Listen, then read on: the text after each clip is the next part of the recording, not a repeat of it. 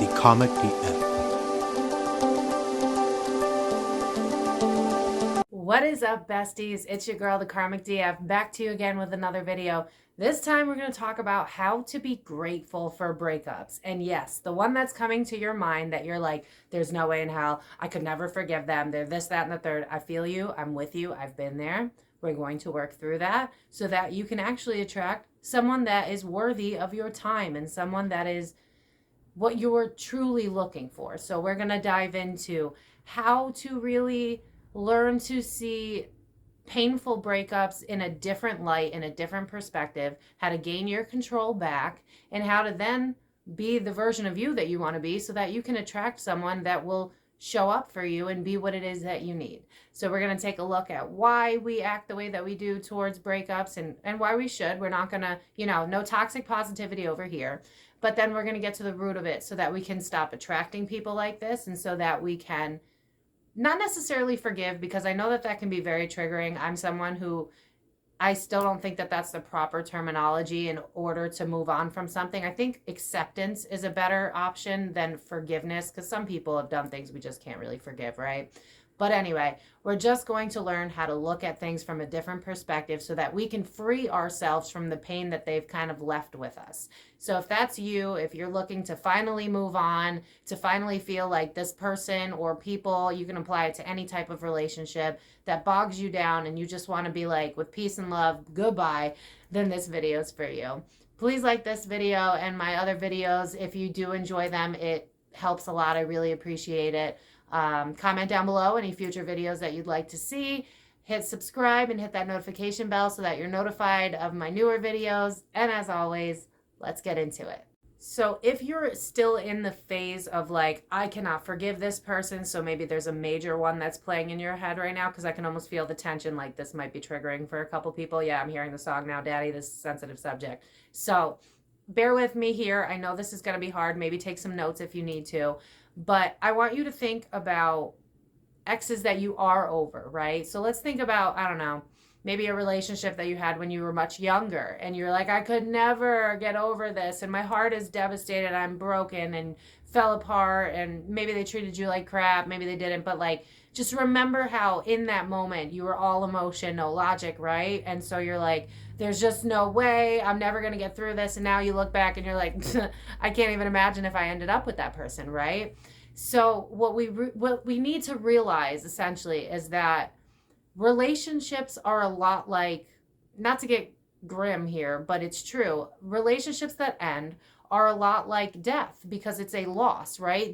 But they're still alive, so that makes it even more painful. And so what we need to realize is that in order to get to a place of gratitude, we kind of have to go through the stages of grief. We have to go through that bargaining that we have with ourselves, where we're like, oh, if I could have done it this way, or I should have done it that way, or if they had been this, or if I had been that, and go through that. And then you have to go through the sadness, obviously, right? Because you're going to feel that first, you're going to cry, you're going to be like, why couldn't they be what I needed? Or why did they treat me the way that they did? Or why couldn't they show up for me? Whatever the whys are for you, right?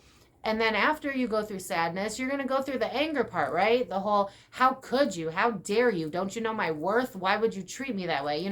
You have to allow those emotions to unfold. You're not going to get to a place of like peace and acceptance, which is the end of the grief cycle, without acknowledging all the emotions that you're feeling throughout the breakup. So this is not to say that you're just going to be like, boom, now I'm grateful that you were in my life. It's that you're going to honor all the feelings that you're feeling until you reach that place where it's no longer controlling your emotions anymore, because you've gotten through those phases so that you can finally see it from a higher perspective. Like if you go to therapy and your therapist is like, you're going to get through this, and you're in the thick of it. So you're like, no, I'm not. Like, I'm a mess and I want them back. Like, I've been there. I understand. But if we don't acknowledge the harder emotions first, then it's going to be a lot harder to reach the place of gratitude, which is what we want in the end. Because if we can be grateful, sorry, a lot of planets are retrograde and it's a full moon tomorrow, so bear with me here. But if we can learn to be grateful, then we can learn to transmute the energy of anger and feeling like we're not enough and feeling like whatever those triggers are, and we can stop attracting people that are going to continue to trigger that. It's like I've said in multiple videos, where if you don't heal the parent wounds that you may have, then you're going to constantly seek validation in relationships that are similar to those parents, or you just might have that one painful relationship that, you know, whenever you try to date again, it brings you back to that painful relationship, the one that triggered you the most, right? And so that's why we need to acknowledge and go through the stages of grief with that painful relationship in order to transmute it so that we can be grateful. So how do we be grateful for our ex, right? Crazy thought. What you really need to understand is that ex is bringing you a mirror of yourself, and they're helping you learn what parts of me are still unhealed that I need to address. What parts of me do I not respect? Maybe it comes with communication, right? Maybe you've been taught to suppress your voice because you've been told your voice doesn't matter. And so in relationships, you have this struggle because you can't really speak your truth, right? You have to pull yourself away from the emotion and go to the what are they teaching me? Because every relationship is a reflection of parts of you that either needs to be healed or parts of you that you're actually inspired by, which is part of why getting over someone is kind of hard, because we have both simultaneously happening. And so we might be putting them on a pedestal, but what we're actually seeing is the best parts of ourselves that hasn't been come to fruition yet. And so what we're actually doing is we're learning about our triggers while at the same time learning about things that we're capable of being, but we haven't actually gotten there yet. And so to give a quick example, the ex that well, he's not an ex, but the situationship that I was in, that I brought up in multiple videos, because that was the one that really made me go, oh my God, I'm done dating. I need to figure out who I am. But he taught me a lot about myself, and it was really painful. But looking back, it's like, wow, look at how I used to accept breadcrumbs. And I thought that it was normal to date someone who's emotionally unavailable because I wanted to fix and I wanted to earn love. And I didn't realize that I was inherently deserving of love. And I didn't realize that love didn't have to be hard, right? Love is supposed to be unconditional. It's supposed to be, well, if you act a fool, then of course it's not unconditional, but your spouse should add to your life. They shouldn't take away from it. And so when we date, a lot of the times these people are our greatest teachers. They tell us where it is that we're slacking on ourselves. And the sooner that we can learn that pattern moving forward is the sooner that we can learn about ourselves. And so going back to that person that I sort of dated, it really messed me up. And I went through this whole cycle of the stages of grief. Like I said, the crying, like, why was I never enough for him? The anger of like, how dare you give me just freaking crumbs when I was giving you the world, to then finding acceptance, to then realizing, wow, if it wasn't for this painful experience, I would have never came home to myself. I might not have said that I was done dating and started to pour into myself, because I was a serial dater. I love love because I am love. I wear my heart on my sleeve. I don't know how else to live. I can't live logically. I live through my heart. And if I didn't meet him, then I wouldn't have learned that not everybody is worth the big heart that I have, you know, that I have to be mindful of who I'm giving my energy to, because I matter as well. And a lot of times they are teaching us this. They are teaching us where we sleep on ourselves, where we disrespect ourselves, what we haven't acknowledged from the past. They are all of our teachers. And when we can finally go, that's what you were teaching me. Yeah, I keep hearing Ariana's song, look what you've shown me, and for that I say thank you next. I mean, she's not really the greatest example. She's an example of what not to do. That's serial dating. That's codependency. That's I don't feel enough, and so I'm going to date someone to help fill that void, which again just further proves that you're normal, because even these super rich people can't get it right. Because again, when we're in pain, we escape ourselves and then we blame it on other people. And listen, it takes two, right? Like, people can be toxic, but the moment that you go, it's their fault and they're the reason I'm in pain and they're the reason I'm this, you're taking your power away from yourself.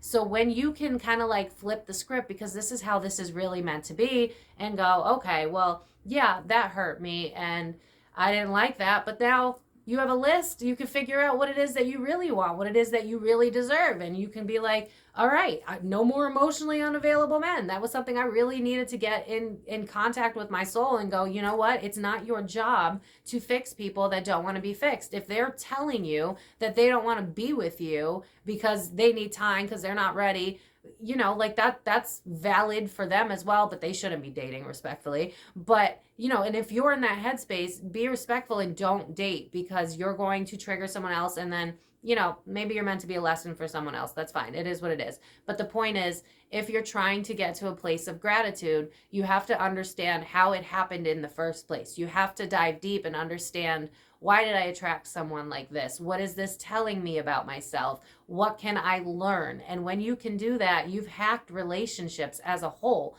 because every relationship will start to look different for you. You will see the friends that you were kind of making excuses for, but now it's like, oh, I've been around you because I didn't want to level up on my own. And now I can see where I've been holding myself back. It's a very wonderful technique to have in any form of relationship. So in trying to be grateful, it's not that you're dismissing your emotions. You have to go through those emotions. Those are the most important part. You got to do it in order to reach acceptance, which means therefore being grateful. Because then once you've reached acceptance, when you've gone through all the stages of grieving, which you have to do because it is a loss, and that's the most important part of getting to acceptance, of getting to a place of gratitude, is realizing that they were just a person trying to do their own form of love, not knowing what love is really supposed to be, while you were doing the same thing. And you came together to show each other where you're sleeping on yourself or where you're overdoing it for other people. And once you can look at relationships from that perspective,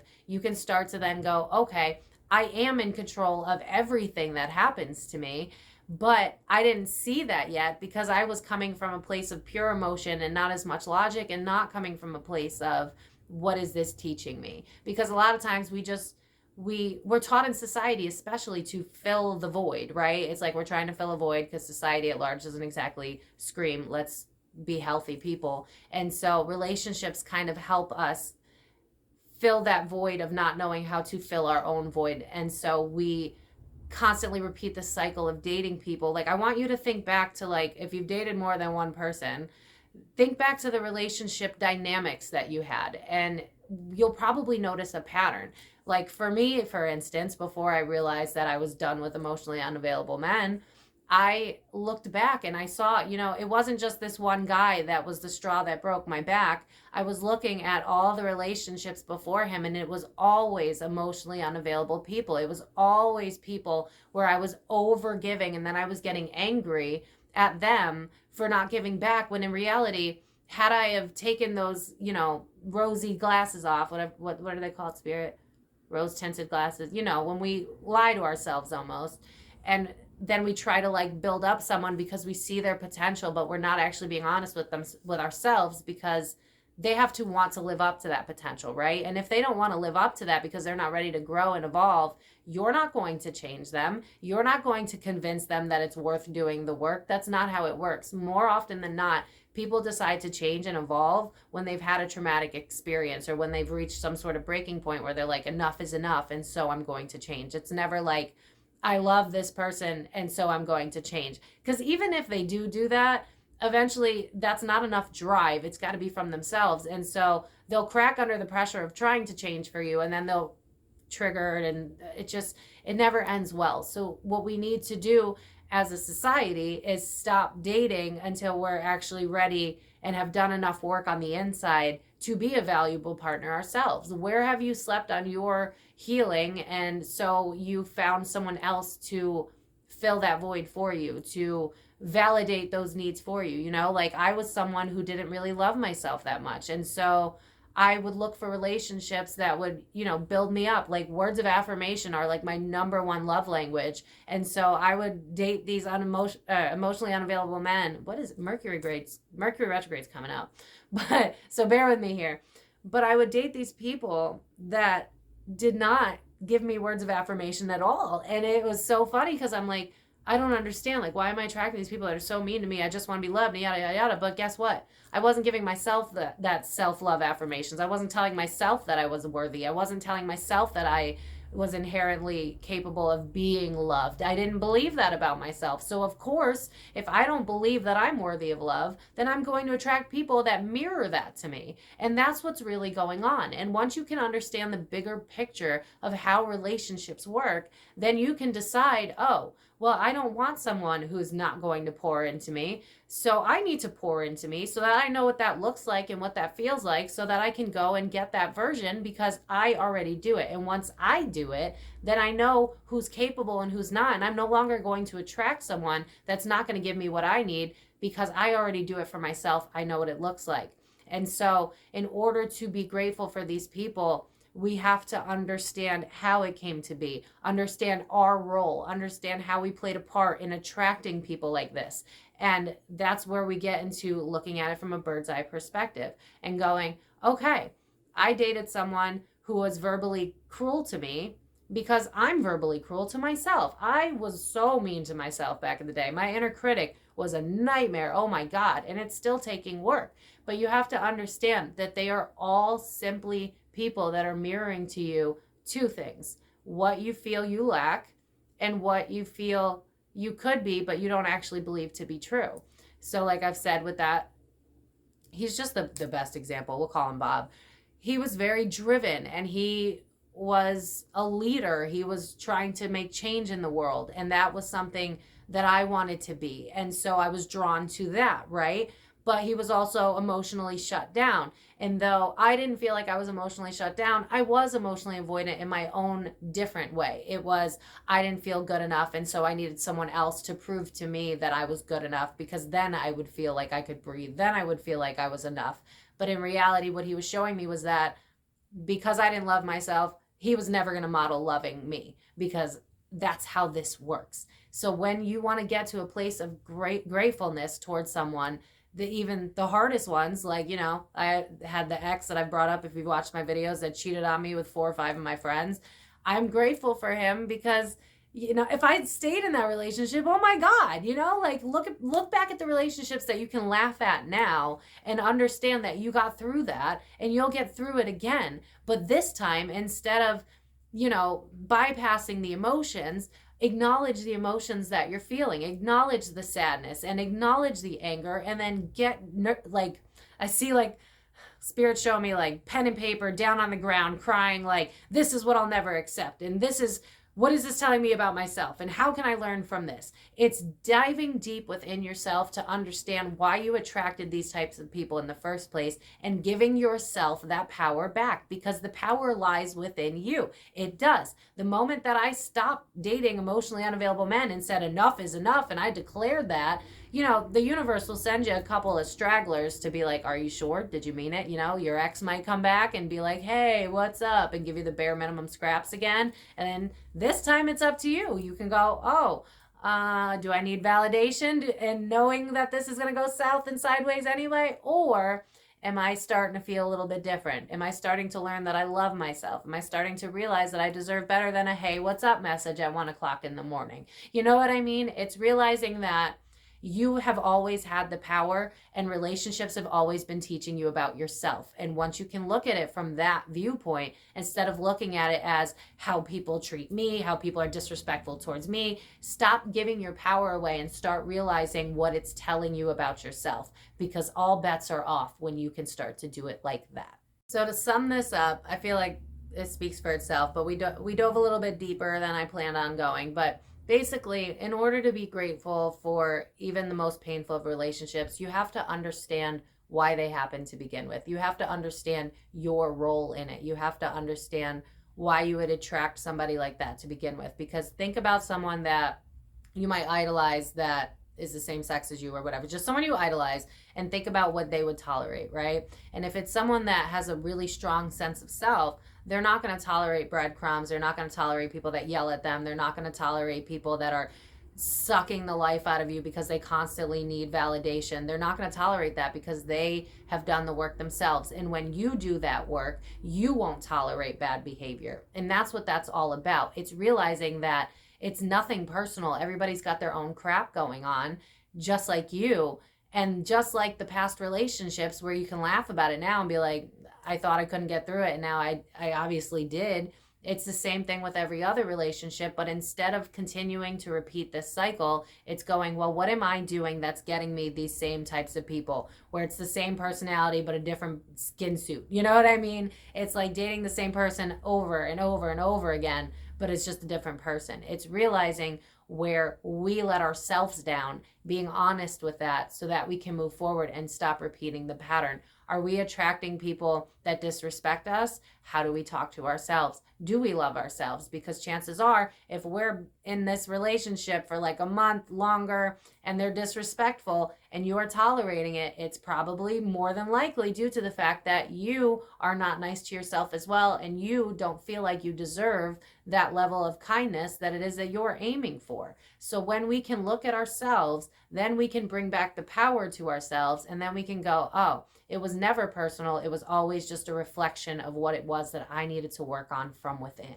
And when you realize that, then there's nothing but gratitude, because then you just realize that, oh, wow, now I see you for who you are. I see that you are emotionally unavailable because you can't reach your own depths, because you refuse to acknowledge your own pain. And so in your own way, you're going out looking for someone to fill the void, just like I was doing. And when you can see it that way, it's a lot easier to be grateful and to move forward, because you see them as human instead of the person that ripped your heart out. You see them as flawed instead of the person that you put on a pedestal. You see them. And when you can fully see them, you realize it has nothing to do with you, although it's teaching you about what it is you still need to work on within yourself. So I'm going to leave it at that. I hope that that was helpful. I promise you that if you rework every relationship dynamic like that, what is this teaching me about myself? What traits in them do I admire, which is making me make excuses, versus what parts can I not tolerate, so then we can understand what we don't want moving forward. And then we do that inner work so that we don't have to make it a personal thing where 20 years from now, you're still angry about the same ex that cheated on you. There's no point, because that was a version of you that hopefully will no longer exist, because again, you're doing the work. Once you do the work, it's as simple as it has nothing to do with you. It's just teaching you about yourself, and that they couldn't show up in the way that you wanted to, and that has nothing to do with you either, and it's not personal. And when you can do that, you can be grateful, because then you'll see that they date years later and they'll either repeat the cycle and you'll be like, oh, thank God I'm out of that, or they'll heal and do the work and you'll be like, thank God that they healed and did the work, but you'll have moved on, and that's the main goal. So I'm going to leave it at that. I complain about bikes all the time, so of course it's going to happen at the end of my video. I will leave it at that. I hope that this was helpful. If you need a part 2 down in the comments on how to forgive and be grateful, I could easily do that. I can get into the psychology of this any day. But as always, if you like this video, please leave it a like. It helps my page so much. Leave a comment down below on what future videos you'd like to see. Subscribe if you enjoy my content. Hit that notification bell. And I will see you guys in my next video. I love you so much, besties. I told you you could do it, and I know you can do it. I'll see you guys next time. Bye, guys.